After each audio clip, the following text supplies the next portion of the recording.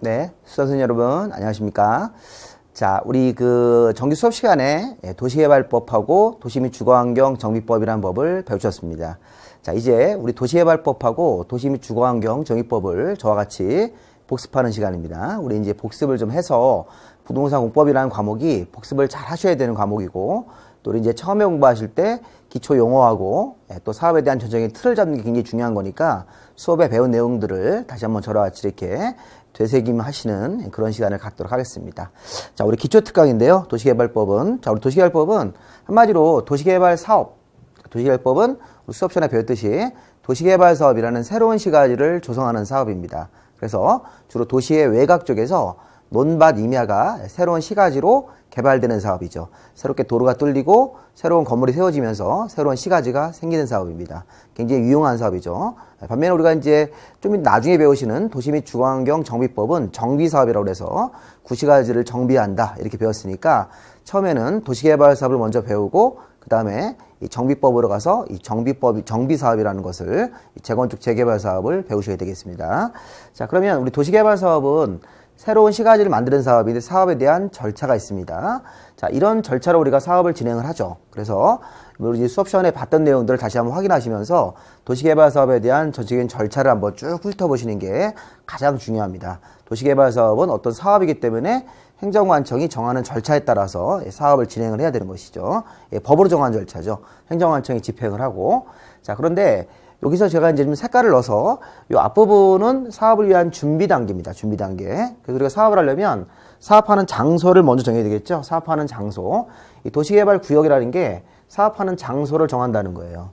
그리고 이 개발계획이라는 계획을 이제 관청이 수립하는데 이 개발계획은 도시개발 사업을 내가 시키는 대로 해라 이렇게 지시하는 계획이죠. 지시. 도시개발 사업은 내가 시키는 대로 해라. 그래서 뭐 토지용 계획이라든가 인구 수용 계획 같은 이런 개발 계획 같은 지시하는 계획이 나와야 됩니다. 주의할 점은 이 도시개발구역 지정하기 전에 개발 계획을 미리 수립하는 게 원칙인데, 자, 원칙인데 이따 또 배우실 거지만, 근데 어떤 특정한 장소에서는 개발 계획을 나중에 수립할 수 있습니다. 예외적으로. 근데 시험 문제에서는 예외가 더 중요하죠. 개발 계획을 수립하는 시기가 자, 구역을 정하기 전에 미리 수립하지 않고 나중에 개발 계획을 수립하는 적도 있다. 개발계획은 원칙적으로 구역 지정 전에 수립하는 게 원칙인데 나중에 개발계획을 수립하는 특정한 장소가 있습니다. 자, 어떤 데가 그렇을까요? 자연녹지라든가 생산녹지, 비도시지역 이런 데죠. 자연녹지, 생산녹지, 비도시지역은 구역 지정 이후에 나중에 개발계획을 수립할 수 있으니까 지금 그 주제가 시험 문제에서 바로 한 문제입니다. 그래서 다음 중 개발계획을 구역 지정 이후에 수립할 수 있는 지역이 아닌 것은 이런 형태로 시험 문제가 나왔기 때문에 자, 우리가 기억을 하셔야 됩니다. 자, 그리고 도시개발 사업은 사업하는 장소를 정하고 그 다음에 지시하는 개발 계획을 수립했습니다. 자, 그러고 나면 사업을 누가 할 건지 시행자를 정하게 돼 있죠. 시행자. 자, 우리 도시개발 사업은 12명 시행자가 있습니다. 자, 12명의 시행자 후보가 있고 그 시행자를 도시개발구역의 지정권자라는 관청이 이 지정권자가 도시개발 사업을 누가 해라 이렇게 지정을 하는 거죠. 뭐 가령 뭐 토지주택공사 또 아니면 지방공사 이런 식으로 공기업을 정할 수도 있고 또 민간 시행자가 될 수도 있고. 그래서 우리가 도시개발 사업은 이렇게 시행자까지 정해지면 사업의 준비 단계가 끝난 거예요. 자, 처음에 공부하실 때는 너무 깊이 공부하지 마시고 사업하는 장소 그다음에 개발계획이라는 지시하는 계획, 여기 지정권자라는 관청이 개발계획도 수립해주고 또 지정권자가 개발계획 수립한 다음에 시행자까지 정해주는 겁니다. 시행자가 정해지면 그럼 그 시행자가 실시계획이라는 계획을 만들어야 되겠죠. 자, 실시계획은 파란색입니다. 자, 우리 실시계획은 이 앞에 보라색으로 보이는 이 부분하고 좀 다르게 자, 실시계획은 설계도 작업을 하는 거죠. 설계도. 항상 설계도입니다. 도시개발 사업을 할 때는 실시계획을 만들어서 이 설계도 같은 것들을 만들어가지고 관청한테 가서 자, 설계도를 잘 만들었습니까? 이렇게 물어보는 거예요. 네, 그러면 요 지정권자라는 관청이 요 실시계획의 인가라는 것을 도장을 탁 찍어주는 거죠. 그렇게. 네, 그러면 설계도가 오케이 하고 관청한테 통과가 나오고 자, 이거 발표가 나온 다음에 공사에 들어가시는 겁니다. 이렇게. 그래서 항상 이렇게 이 앞부분 여기 보라색으로 체크된 부분은 사업을 위한 준비 단계고 실시계획이 설계도 단계예요. 항상 우리나라는 시행자가 정해지면 시행자가 바로 설계도를 만들어서 실시계획이라는 공사계획을 작업을 하게 돼 있습니다. 그래서 실시계획이 관청으로부터 인가로 통과가 되고 발표가 나오고 나면 공사의 착수죠. 자, 우리 도시개발 사업은 100% 수용 방식으로 할 수 있죠. 자, 이렇게. 자, 도시개발 사업을 도시개발 구역이 100% 전부 수용 방식으로 한다면 수용 사용 방식은 그냥 간단하게 수용 방식이라고 하시면 되겠습니다. 자, 권리를 강제로 취득하는 거죠.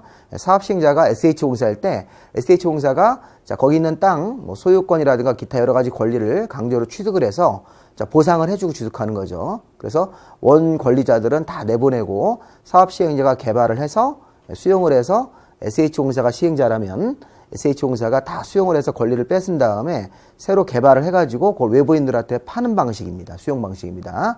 그래서 이제 원 토지 소유자 같은 사람들은 보상금을 받고 토지 소유권을 넘기고 나가야 되는 거예요. 만약 시행자가 SH공사면 SH공사에게 넘겨야 되는 거죠. 자, 반면에 전부 환지 방식을 선택할 수도 있습니다. 자, 여기 환지 방식은 이 100% 환지 방식으로 한다고 해서 전부 환지 방식, 또 뭐 경우에 따라서는 혼용 방식으로 반반 섞어서 도 있겠죠. 자, 우리가 환지 방식이라고 하는 것은 종전에 땅 가진 사람한테 새로운 땅을 교부해 주는 방식이죠. 땅을 가진 사람들한테 새로운 땅을 교부해서 종전에 미개발진 농지나 임야를 가지고 있는 사람한테 새로 개발을 해서 시가지 땅으로 다시 교부하는 방식. 이렇게 토지가 교환되는 방식이 환지 방식입니다. 그래서 사업 시행자가 전부 수용 방식, 전부 환지 방식, 이렇게 혼용 방식으로 할 수 있으니까 잘 보시고 이 절차를 외우셔야 됩니다. 자, 도개시, 그 다음에 실, 수환, 이렇게 한번 외워볼까요? 도개시까지가 준비 단계, 실시계획이 설계도 만드는 단계, 마지막으로 공사 착수 단계입니다. 이렇게 해서 절차를 한번 쭉 한번 검토를 한번 해보시기 바랍니다. 자, 그러면 이제 우리가 그 다음에 뭐를 해야 되나요? 이 절차를 바탕으로 해서 하나씩 세부 주제로 들어가서 관련 시험의 내용들, 또 중요한 용어들을 체크를 해보셔야 되겠습니다. 자, 우리 다음 주제로 가보시면, 이제 우리 아까 처음에 도시개발 구역이라는 게 장소를 정하는 거죠. 도시개발 구역을 정합니다.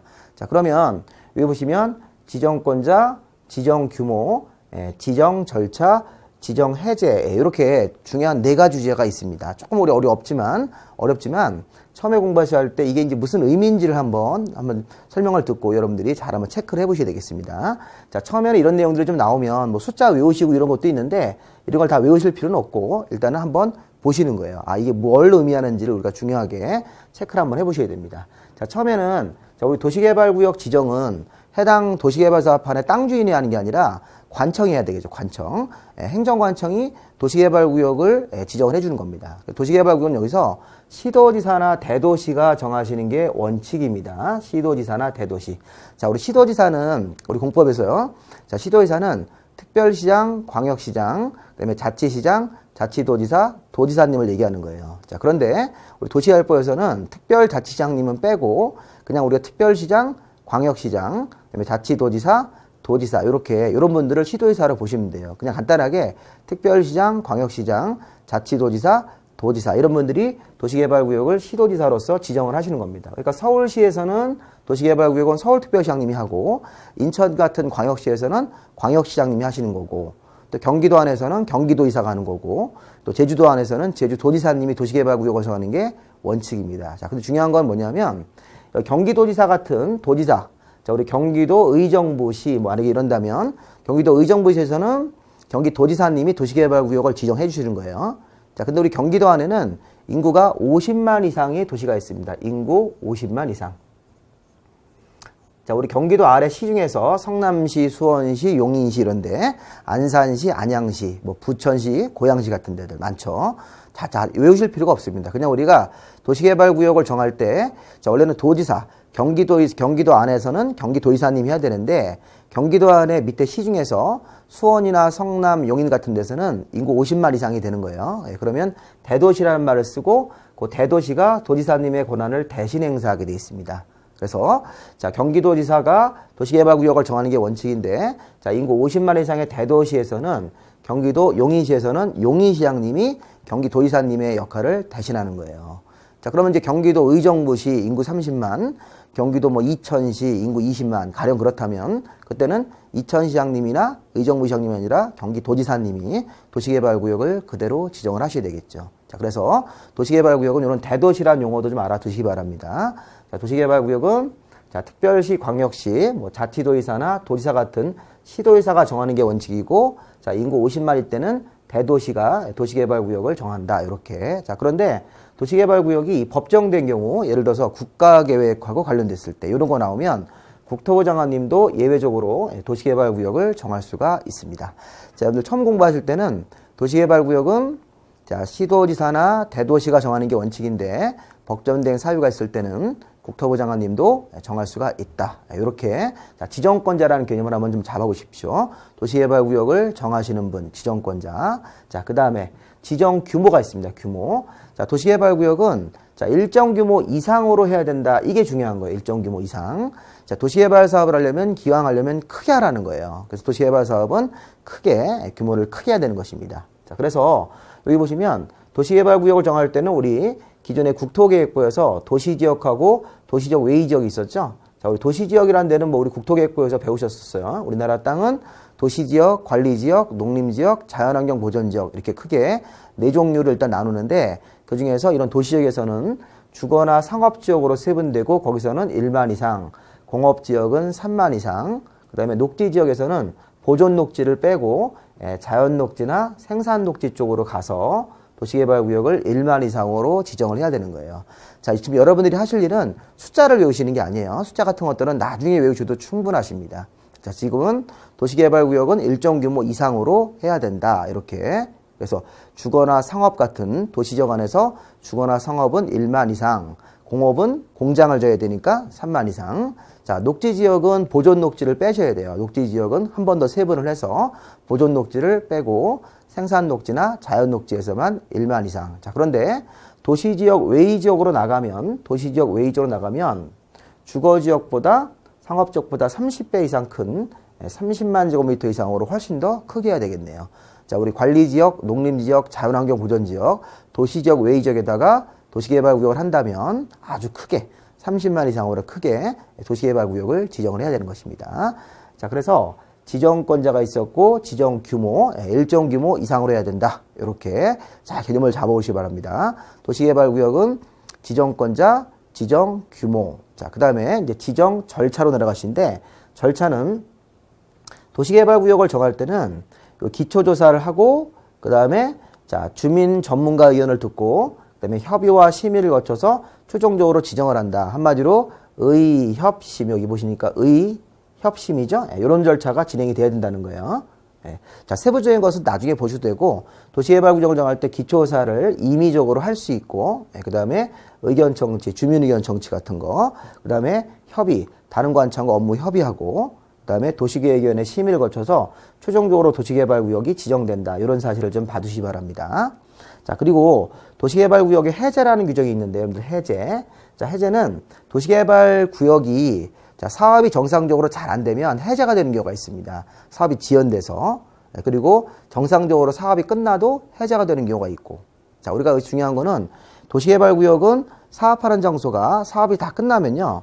자, 이 공사완료 공고하고 자, 환지 방식으로 하면 환지처분 공고라는 게 공사 마지막 절차입니다.